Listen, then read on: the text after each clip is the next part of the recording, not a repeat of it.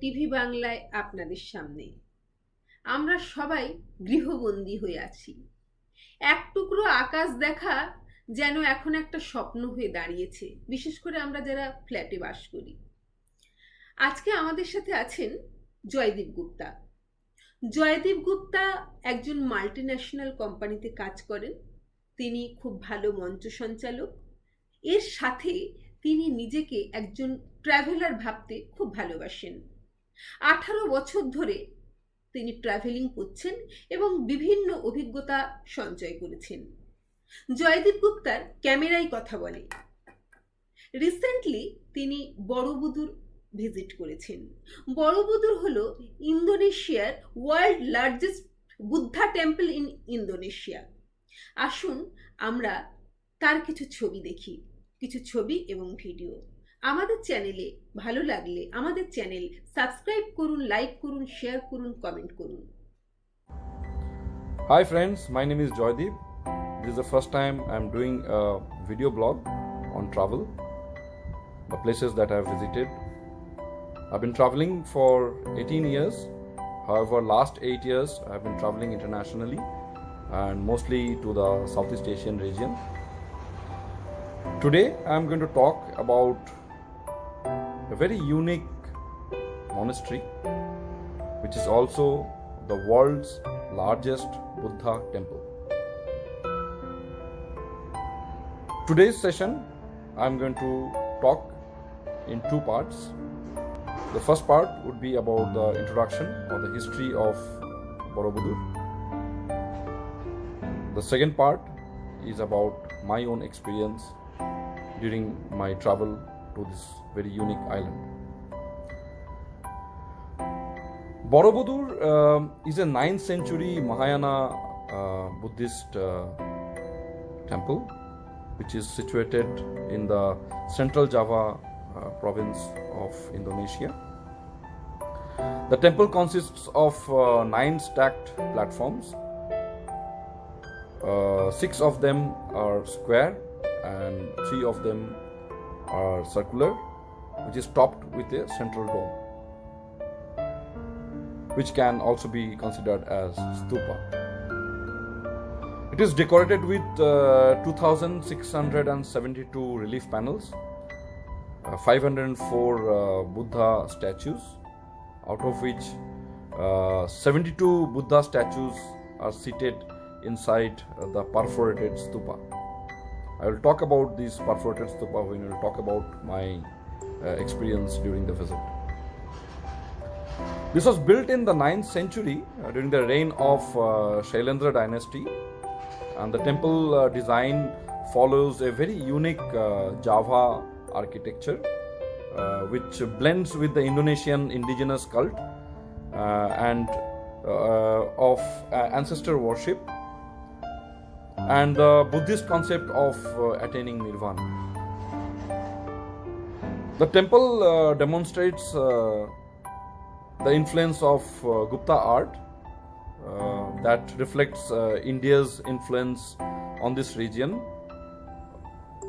Yet there are enough indigenous scenes and elements incorporated to make Borobudur uniquely Indonesian. The evidence suggests that the Borobudur was constructed in 9th century and subsequently abandoned following the 14th century due to the decline of Hindu kingdoms in Java and the Javanese conversion to Islam. The worldwide knowledge of existence was sparkled in 1814 by Sir Thomas Stamford Raffles. He was then the British ruler in this region. So this is again a UNESCO World Heritage site, and it has been uniquely restored since then. And Borobudur is considered to be one of the Buddhist pilgrim locations, which is also the name of Borobudur is also taken with the name of other two very important Buddhist shrines in this region. One, of course, is about the Angkor Wat, which is in Cambodia, and the next one is about Bagan, Myanmar. So Borobudur, Bagan and Angkor Wat, these are the three main shrines of Buddhist pilgrimage in this region. This is about a brief background of Borobudur. Now I am going to describe my unique experience in this region. Something very unique of this particular temple is that you can enjoy both the sunrise and the sunset sitting in the same Buddhist shrine.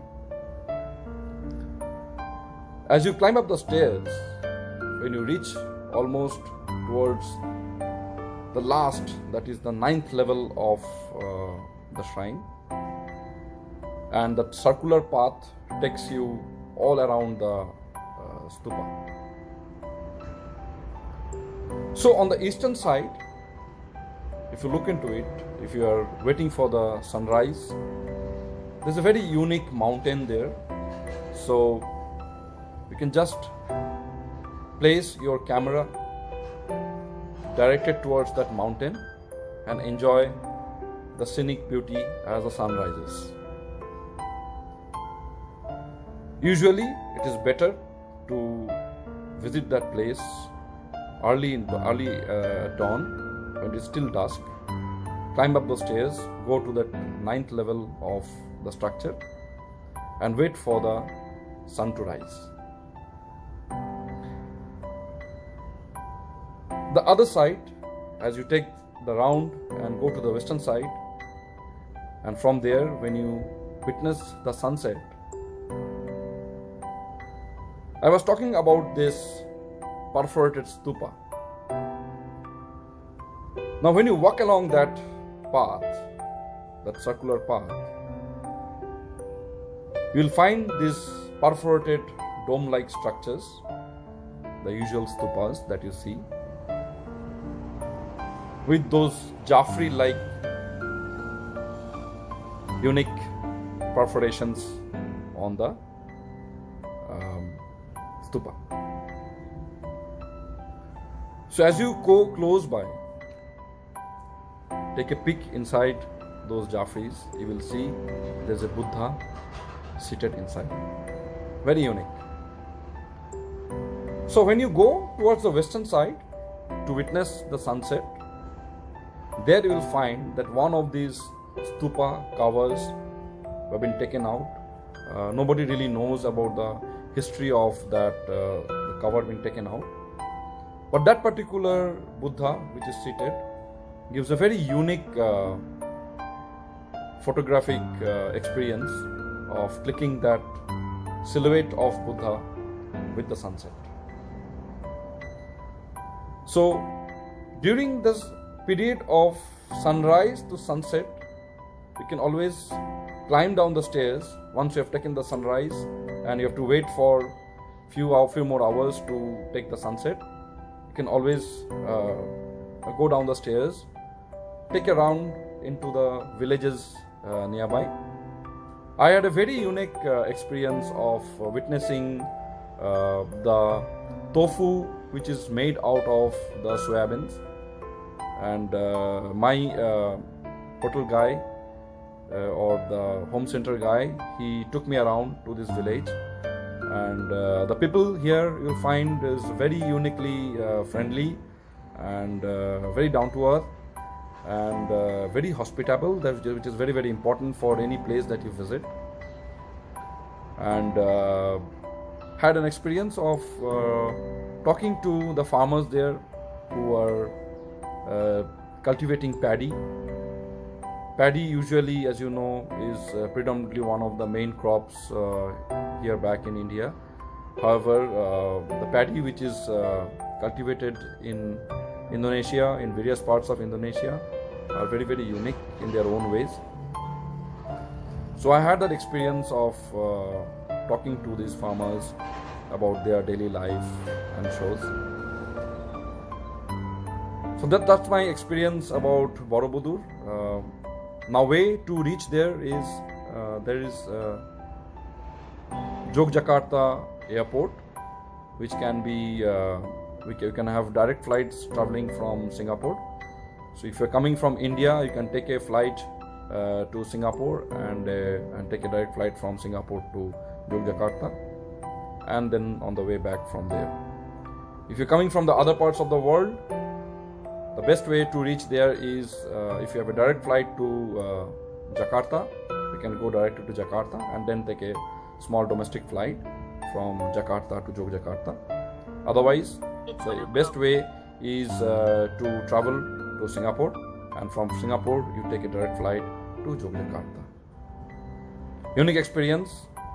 You must visit Borobudur at least once in your lifetime. Thank you for hearing.